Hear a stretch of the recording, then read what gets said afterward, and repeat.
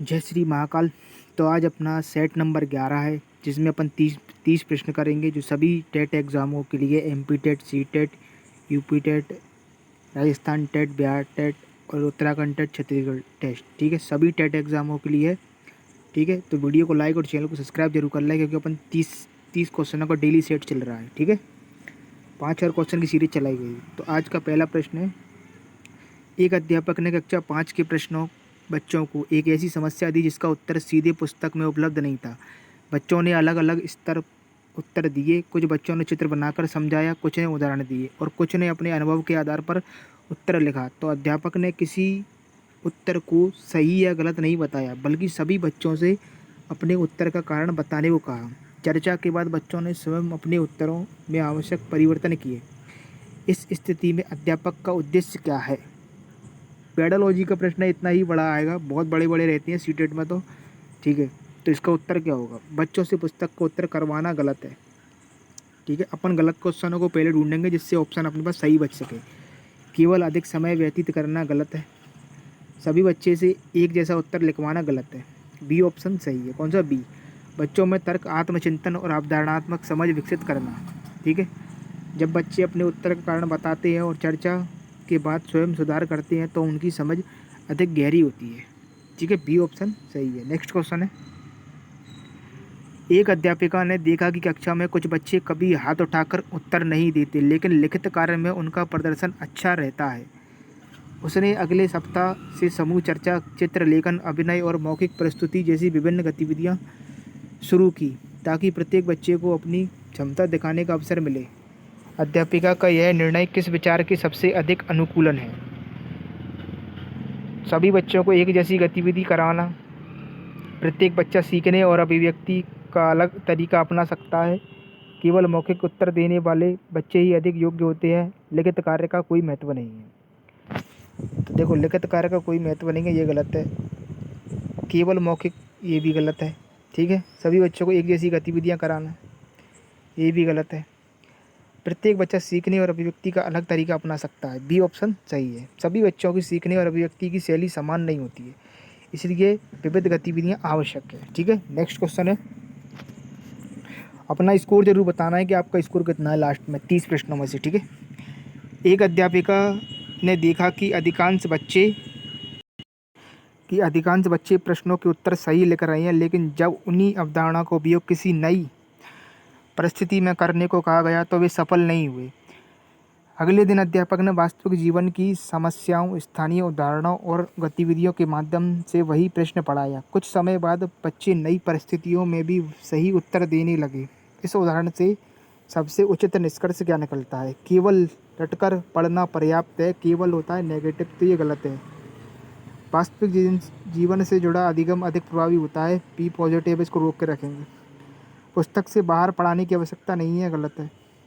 परीक्षा के लिए केवल प्रश्नोत्तर याद करवाने चाहिए, गलत है। बी ऑप्शन सही है। कौन सा? वास्तविक जीवन से जुड़ा अधिगम अधिक प्रभावी होता है। व्याख्या देख लेते हैं, जब सीखना अनुभव और जीवन से जुड़ता है, तब उसका उपयोग नई परिस्थितियों में भी किया जा सकता है। ठीक है, नेक्स्ट क्वेश्चन है, एक अध्यापिका ने बच्चों से कहा कि किसी भी उत्तर को सही मानने से पहले यह बताओ कि तुम उस निष्कर्ष तक कैसे पहुँचे। मतलब तर्क पूछ रहा है। उसने पाया कि कुछ बच्चों के उत्तर सही थे, लेकिन उनके तर्क गलत थे। इसके बाद उसने बच्चों से अपने तर्कों पर चर्चा कराई और फिर उत्तर लिखवाई। इस पूरी प्रक्रिया का मुख्य उद्देश्य क्या होगा? बच्चों की लिखने की गति बढ़ाना, गलत है। केवल सही उत्तर प्राप्त करना, गलत है। बच्चों की सोचने की प्रक्रिया को समझना और सही दिशा देना, सी ऑप्शन सही है। अधिक गृहकार करवाना, गलत है। कौन सा? सी ऑप्शन सही है। सही उत्तर के साथ सही तर्क होना आवश्यक है। शिक्षक बच्चे की सोच को समझाकर उसे विकसित करता है। ठीक है, कौन सा ऑप्शन सही है? सी। नेक्स्ट क्वेश्चन है, एक विद्यालय में अध्यापक ने पाया कि कुछ बच्चे कठिन प्रश्नों का उत्तर देने से बचते हैं, क्योंकि उन्हें गलती होने का डर रहता है। उसने कक्षा में यह नियम बनाया कि किसी भी उत्तर पर पहले चर्चा होगी, उसके बाद ही सही निष्कर्ष निकाला जाएगा। तो कुछ सप्ताह बाद पहले से चुप रहने वाले बच्चों भी उत्तर देने लगे थे। इस परिवर्तन का सबसे प्रमुख कारण क्या होगा? मतलब कि कुछ कठिन प्रश्नों को उत्तर देने से बचते थे कुछ लोग, और उन्हीं उन्हीं गलती होने का डर लगता था। तो शिक्षक ने नियम बदला कि उत्तर पर पहले चर्चा होगी, मतलब कि पहले उस विषय पर चर्चा होगी, उस प्रश्न पर ही चर्चा होगी, फिर बाद में सही निष्कर्ष निकाला जाएगा। ठीक है, फिर कुछ सप्ताह के बाद क्या होता है, चुप बैठते थे बच्चे, वो भी उत्तर देने लगे। तो इस परिवर्तन का सबसे मुख्य प्रमुख कारण क्या होगा? बच्चों को परीक्षा का डर समाप्त हो गया। ठीक है, ये गलत है। बच्चों को अधिक गृहकार्य दिया गया, गलत है। बच्चों ने सभी उत्तर याद कर लिए, गलत है। सी ऑप्शन सही है। कक्षा में भयमुक्त और सम्मानजनक वातावरण बना। जब बच्चे ये महसूस करते हैं कि गलती करने पर उनका मजाक नहीं बनेगा तो वे अधिक सक्रिय होने में सीखने में भाग लेते हैं। ठीक है, कौन सा ऑप्शन देखिए? सी। नेक्स्ट क्वेश्चन है, एक अध्यापक ने कक्षा में एक ऐसी गतिविधि कराई जिसमें बच्चों को किसी सामाजिक समस्या के समाधान पर अपने विचार रखने थे। चर्चा के दौरान एक विद्यार्थी ने ऐसा विचार प्रस्तुत किया जो पुस्तक में दिए गए उत्तर से भिन्न था, परंतु उसके समर्थन में उसने तर्क, उदाहरण और अपने अनुभव भी बताए। कुछ विद्यार्थियों ने उसका विरोध किया जबकि कुछ ने समर्थन किया। अध्यापक ने किसी का पक्ष लेने के बजाय सभी विद्यार्थियों से प्रत्येक विचार की उपयोगिता और सीमाओं पर चर्चा कराई तथा अंत में बच्चों से स्वयं निष्कर्ष निकालने को कहा। इस परिस्थिति में अध्यापक का मुख्य उद्देश्य क्या है? पुस्तक में दिए गए उत्तर को ही अंतिम सत्य सिद्ध करना, गलत है। बच्चों में तर्क, प्रमाण और विवेकपूर्ण निर्णय लेने की क्षमता विकसित होना, बी पॉजिटिव पर रोक के रखेंगे। ठीक है, कक्षा में वाद विवाद करना, गलत है। केवल मेधावी विद्यार्थी को बोलने का अवसर देना, गलत है। बी ऑप्शन सही है। ठीक है, शिक्षक का उद्देश्य बच्चों को स्वयं तर्कों का विश्लेषण करके उचित निष्कर्ष तक पहुंचाना है। आपको कमेंट में जरूर बताना है कि सर 20 सही है, कि सर 22 सही है, कि 25 सही है। ठीक है, और चैनल को सब्सक्राइब जरूर करें जिससे अगली क्लास अब तक पहुंच सके। वीडियो को लाइक जरूर करें। ठीक है, नेक्स्ट क्वेश्चन है, एक अध्यापिका ने देखा कि अधिकांश बच्चे पाठ को पढ़कर उत्तर तो लिख देते हैं, लेकिन यदि प्रश्न की भाषा बदल दी जाए तो वे उत्तर नहीं दे पाते। उसने अगले सप्ताह से बच्चों को एक ही अवधारणा पर विभिन्न प्रकार के प्रश्न चित्र, तालिका और दैनिक जीवन की परिस्थितियां देना शुरू किया। कुछ समय बाद बच्चों का प्रदर्शन बेहतर हो गया। इस परिवर्तन का सबसे उपयुक्त कारण क्या होगा? बच्चों ने अधिक प्रश्न याद कर लिए क्या? गलत है। प्रश्न आसान हो गए, गलत है। बच्चों में लिखने की गति बढ़ गई, गलत है। बी ऑप्शन सही है। कौन सा? बी ऑप्शन सही है। बच्चों में अवधारणात्मक समझ विकसित हो गई। अवधारणा समझने वाला बच्चा प्रश्न की भाषा पढ़ने पर ही सही उत्तर दे सकता है। ठीक है, नेक्स्ट क्वेश्चन है, एक अध्यापक ने कक्षा में सभी बच्चों से कहा कि वे अपने सहपाठी के उत्तर को ध्यान से सुनें और यदि आवश्यक हो तो उसमें सुधार का सुझाव दें। उसने यह भी स्पष्ट किया कि किसी भी सुझाव का उद्देश्य आलोचना नहीं बल्कि सीखने में सहायता करना है। कुछ सप्ताह बाद बच्चों के उत्तरों की गुणवत्ता और तर्क दोनों में सुधार दिखाई दिया। इस गतिविधि का सबसे महत्वपूर्ण शैक्षिक उद्देश्य क्या होगा? बच्चों में प्रतियोगिता बढ़ाना, गलत है। शिक्षक का कार्य कम करना, गलत। केवल अनुशासन बनाए रखना, गलत है। बी ऑप्शन सही है। बच्चों में सहयोगात्मक अधिगम और चिंतनशील दृष्टि विकसित करना। जब बच्चे एक दूसरे के विचार पर सोचते हैं तो उनकी समझ और तर्क दोनों विकसित होती है। ठीक है, नेक्स्ट क्वेश्चन है, एक अध्यापक ने पाया कि एक विद्यार्थी उत्तर लिखने से पहले हमेशा अतिरिक्त समय लेता है, लेकिन उसके उत्तर अधिक सटीक और तर्कपूर्ण होते हैं। दूसरी ओर कुछ विद्यार्थी हैं जो बहुत जल्दी उत्तर लिख देते हैं, पर उनमें त्रुटियां अधिक होती हैं। अध्यापक ने पूरी कक्षा के लिए उत्तर देने से पहले सोचने का निश्चित समय निर्धारित कर दिया। अध्यापक का यह निर्णय किस आधार पर सबसे अधिक उचित है? सभी बच्चों की लिखने की गति समान होती है, गलत है, नहीं होती है। सोचने का अवसर मिलने से उत्तरों की गुणवत्ता बेहतर होती है, बी पॉजिटिव पे रोक के रखेंगे। तेज लिखने वाले विद्यार्थी हमेशा गलत होते हैं, गलत। अधिक समय देने से परीक्षा आसान हो जाती है, गलत है। कौन सा सही है? बी ऑप्शन सही है। सभी बच्चों को सोचने का समय देने से भी अधिक तर्कपूर्ण और सही उत्तर दे पाते हैं। ठीक है, नेक्स्ट क्वेश्चन है, एक अध्यापिका ने पूरे अध्याय के बाद बच्चों से केवल प्रश्न हल नहीं कराया है, बल्कि उनसे यह भी पूछा कि इस अध्याय में उनकी सबसे बड़ी कठिनाई क्या थी, उन्होंने उसे कैसे दूर किया। यदि उन्हें यह विषय किसी छोटे बच्चे को पढ़ाना हो तो वे कैसे पढ़ाएंगे। बच्चों के उत्तरों के आधार पर अध्यापिका ने अपनी अगली शिक्षण योजना में परिवर्तन किया। इस उदाहरण में अध्यापक का मुख्य उद्देश्य क्या होगा? केवल अध्याय का पुनरावर्तन हो कराना, गलत। बच्चों की सीखने की प्रक्रिया को समझना और उसी के अनुसार शिक्षण में सुधार करना, बी पॉजिटिव रोक के रखेंगे। सी ऑप्शन है बच्चों को अधिक लिखने का अभ्यास कराना, गलत है। परीक्षा के लिए अतिरिक्त प्रश्न तैयार करना, गलत है। बी ऑप्शन सही है। कौन सा? बी। बच्चों की सीखने की प्रक्रिया को समझना और उसी के अनुसार शिक्षण में सुधार करना। प्रभावी शिक्षक केवल यह नहीं देखता कि बच्चा क्या सीख रहा है, बल्कि यह भी समझता है कि वह कैसे सीख रहा है। उसी आधार पर आगे की शिक्षण योजना बनाई जाती है। ठीक है, नेक्स्ट क्वेश्चन है, एक अध्यापक ने कक्षा 5 के विद्यार्थी को एक जटिल समस्या दी। अधिकांश विद्यार्थियों ने तुरंत उत्तर देने का प्रयास किया, मतलब कुछ बच्चों ने तुरंत उत्तर देने का प्रयास कर दिया, और जबकि कुछ विद्यार्थियों ने क्या करा, प्रश्नों को ध्यान से पढ़ा और आवश्यक जानकारी को अलग किया और फिर उत्तर दिया। उत्तर जांचने पर पाया गया है कि जल्दी उत्तर देने वाले विद्यार्थियों से अधिक गलतियां हुई, त्रुटियां हुई, जबकि सोच समझकर उत्तर देने वाले विद्यार्थियों के उत्तर अधिक सटीक थे। मतलब जिन बच्चों ने समय लिया था उनका उत्तर सटीक था। तो इसके बाद अध्यापक ने पूरी कक्षा में यह नियम बनाया कि किसी भी प्रश्न का उत्तर लिखने से पहले सभी विद्यार्थी कुछ समय तक केवल प्रश्न को समझेंगे, उसके बाद ही उत्तर देना प्रारंभ करेंगे। इस परिस्थिति में अध्यापक का मुख्य उद्देश्य क्या होगा? प्रश्न हल करने की गति कम करना, गलत। बच्चों में उत्तर देने से पहले सोचने और विश्लेषण करने की आदत विकसित करना, ये पॉजिटिव पर रोक के रखेंगे। कक्षा का समय बढ़ाना, गलत है। केवल कठिन प्रश्नों का अभ्यास कराना, गलत है। बी ऑप्शन सही है। ठीक है, प्रश्न को समझे बिना उत्तर देना त्रुटियों का कारण बनता है। सोच समझकर उत्तर देना ज्ञान अधिगम का संकेत है। ठीक है, नेक्स्ट क्वेश्चन है, एक अध्यापिका ने देखा है कि कुछ विद्यार्थी किसी प्रश्न का उत्तर सही देते हैं, लेकिन यदि किसी प्रश्न की भाषा या उदाहरण बदल दी जाए तो वे भ्रमित हो जाते हैं। उसने अगले सप्ताह से एक ही अवधारणा को कहानी, चित्र, गतिविधि, संवाद और वास्तविक जीवन की परिस्थितियों के माध्यम से पढ़ाना प्रारंभ किया। कुछ समय बाद विद्यार्थियों ने बदले हुए प्रश्नों के सभी सही उत्तर देने शुरू कर दिए। इस परिवर्तन का सबसे उचित कारण कौन सा होगा?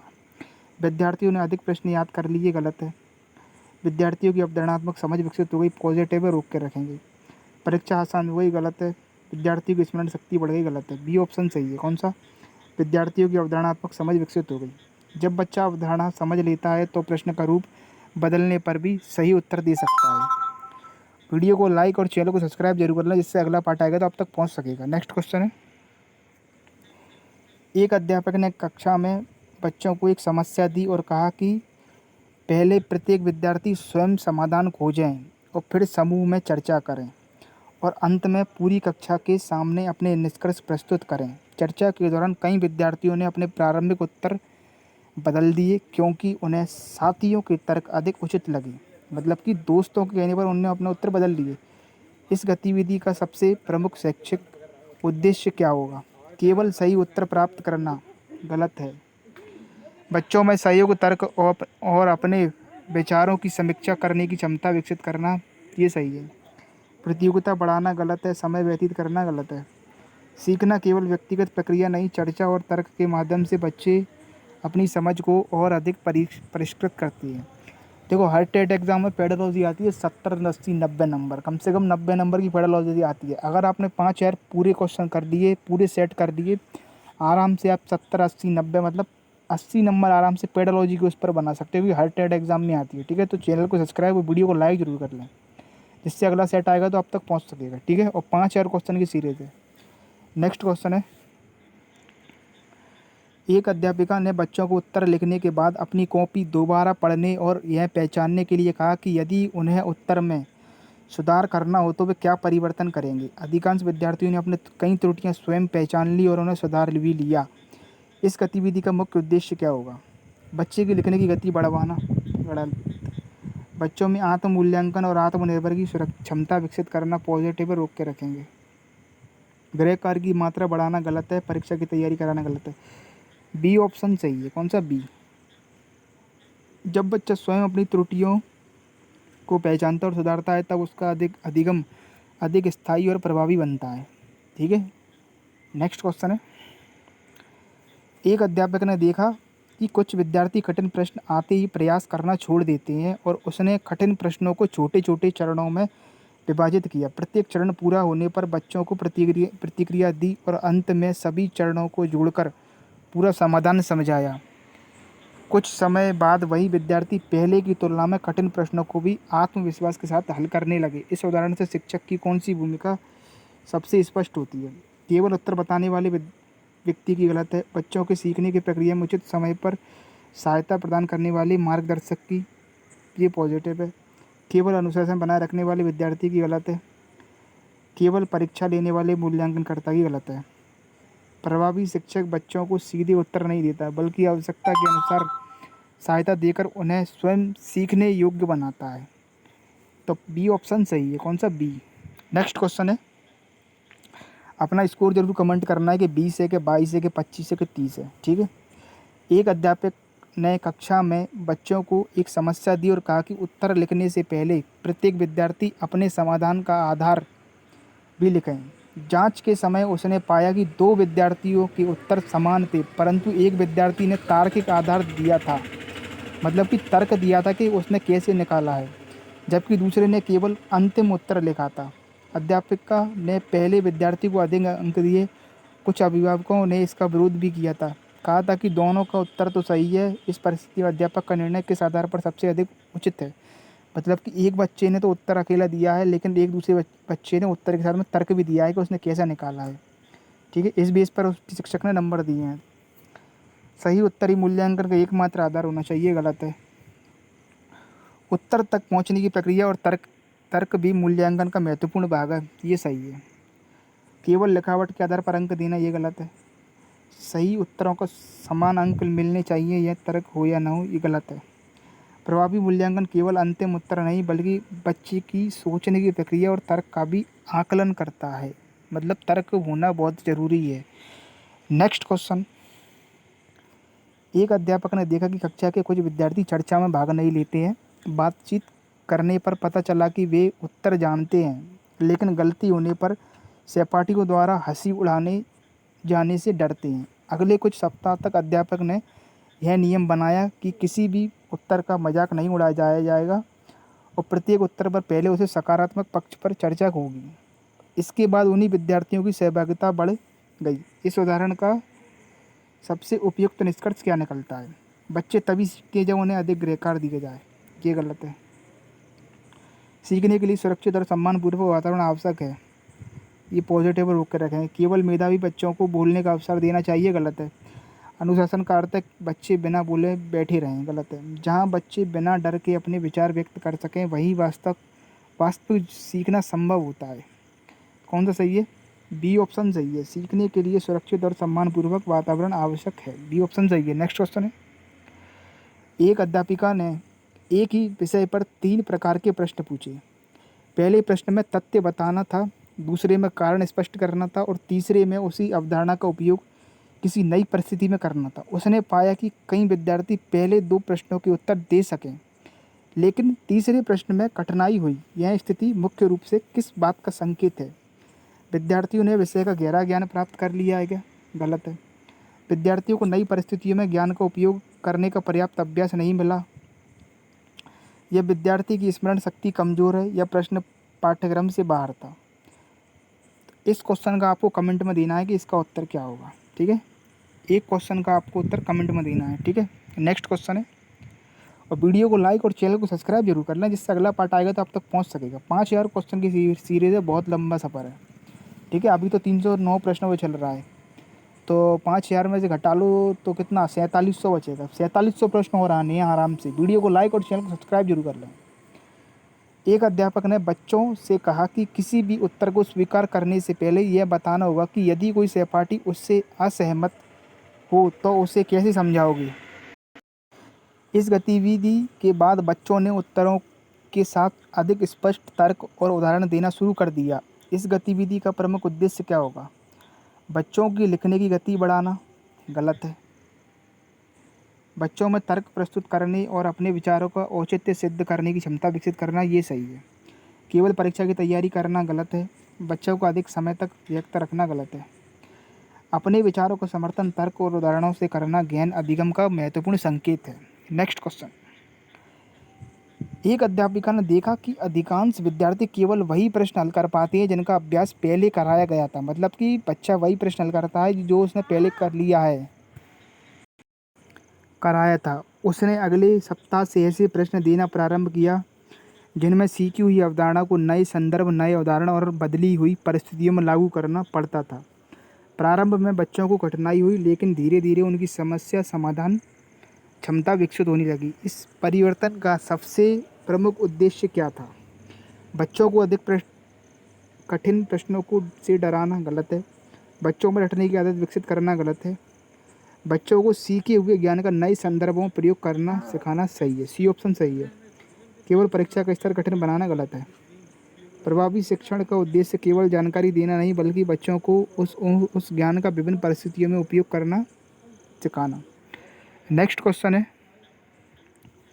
एक अध्यापिका ने कक्षा में बच्चों को एक जटिल समस्या दी। उसने देखा कि कुछ बच्चे तुरंत उत्तर लिखने लगे, जबकि कुछ बच्चे पहले प्रश्न को 2-3 बार पढ़ते रहे। महत्वपूर्ण तथ्यों को रेखांकित किया और फिर उत्तर लिखा।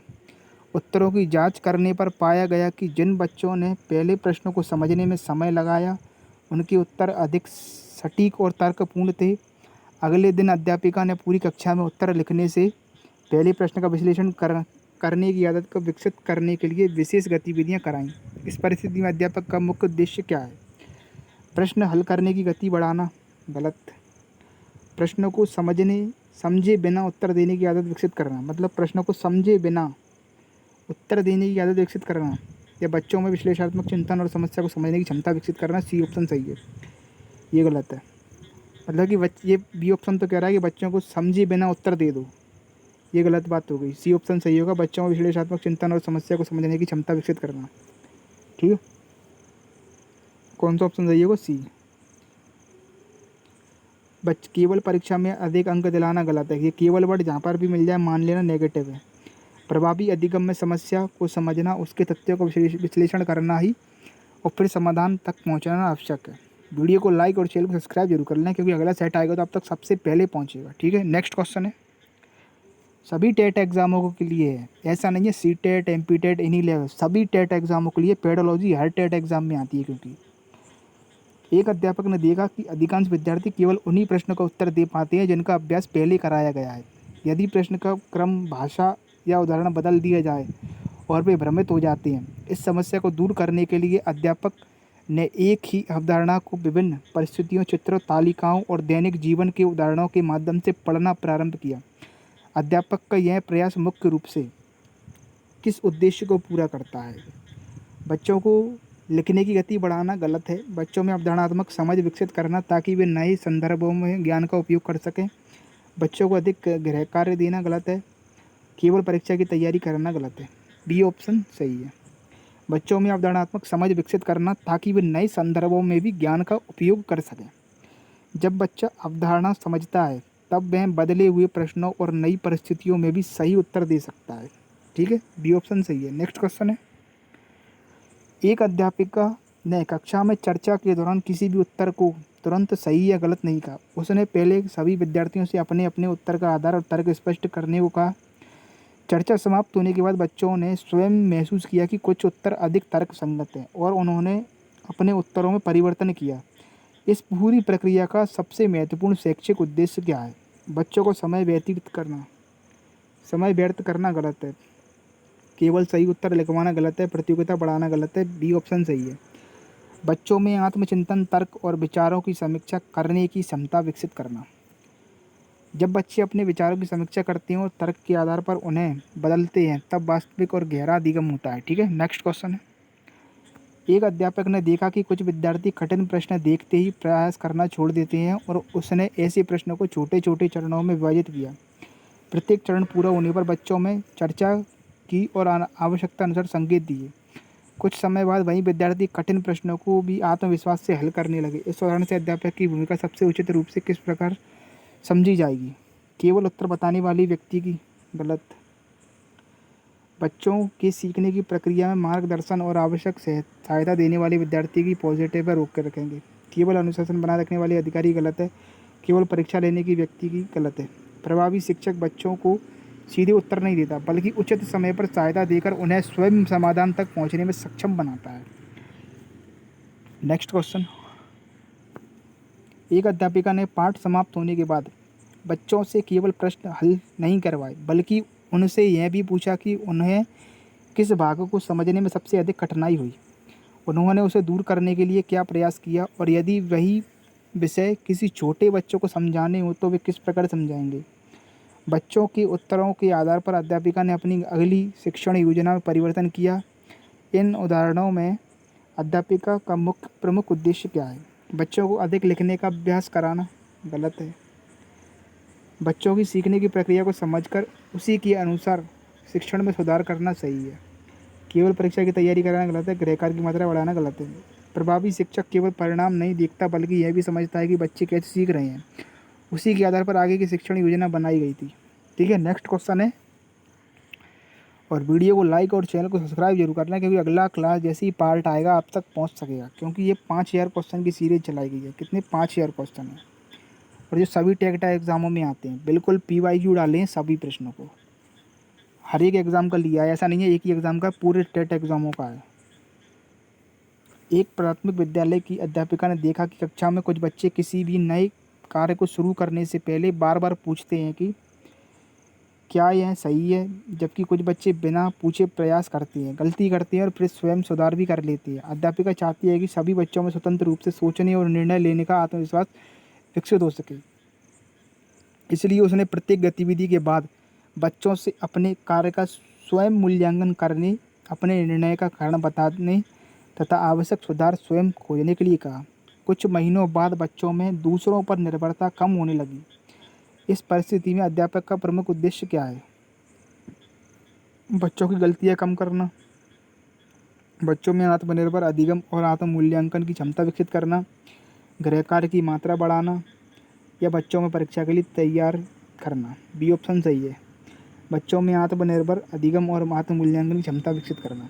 जब बच्चे स्वयं अपने कार्य का मूल्यांकन करते हैं और सुधार के बारे में सोचते हैं तो वे स्वतंत्र रूप से सीखना सीखते हैं। ठीक है, मतलब अधिगम के द्वारा सीखना सीखते हैं। नेक्स्ट क्वेश्चन है, एक अध्यापक ने देखा कि जब भी किसी प्रश्न का उत्तर पुस्तक के शब्दों में नहीं लिखा जाता, कुछ बच्चे उसे गलत मान लेते हैं। इस भ्रांति को दूर करने के लिए उसने एक ही प्रश्न के कई तर्कसंगत उत्तर कक्षा में प्रस्तुत किए और बच्चों से प्रत्येक उत्तर का विश्लेषण करने को कहा। चर्चा के बाद बच्चों ने समझा कि यदि विचार सही हो और तर्क उचित हो तो उत्तर की परिभाषा अलग हो सकती है। इस गतिविधि का सबसे महत्वपूर्ण उद्देश्य क्या होगा? बच्चों को पुस्तक के उत्तर बुलवाना गलत है। बच्चों को अधिक लिखने का अभ्यास देना गलत है। केवल कठिन प्रश्न पूछना गलत है। बी ऑप्शन सही है। बच्चों में यह समझ विकसित करना कि ज्ञान का अर्थ केवल शब्द याद करना नहीं बल्कि विचारों को भी समझना है। परीक्षा में भी तर्कसंगत उत्तर चाहे अलग शब्दों में ही सही माना जा सकता है यदि उसका अर्थ और आधार सही हो तो।